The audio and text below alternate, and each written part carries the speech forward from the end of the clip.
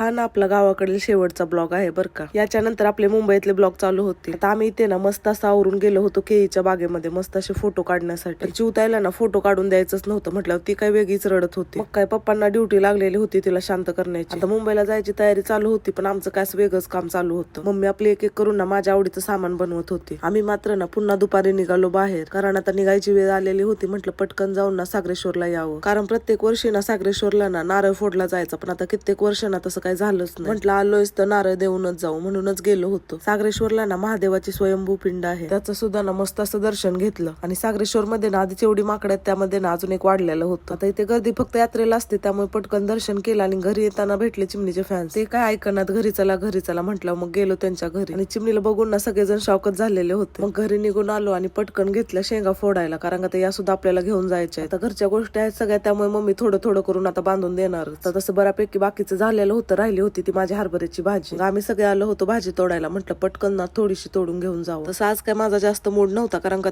परत जायचं होतं. काय कोथमीर रे, 50 रुपये भाव चालू आहे. 50 कोथमीर, पालक, करडा आणि ही आपल्या याची हरभरे. बघितलं चिमणीचे पप्पा किती खुश आहेत, कारण का परत जे जायचंय. असो, मनामध्ये खूप काही असलं ना तरी मला चेहऱ्यावर दाखवायची सवय नाही, त्यामुळे मी आपली खुशच होते. इथे सजुऱ्या वगैरे पॅकिंग चालू होती आणि मम्मीचं मध्येच ना माझी फेवरेट पुरणपोळी बनवायचं काम चालू होतं. माझ्या सगळ्या आवडत्या गोष्टी मम्मीनं माझ्यासाठी बनवलेल्या होत्या.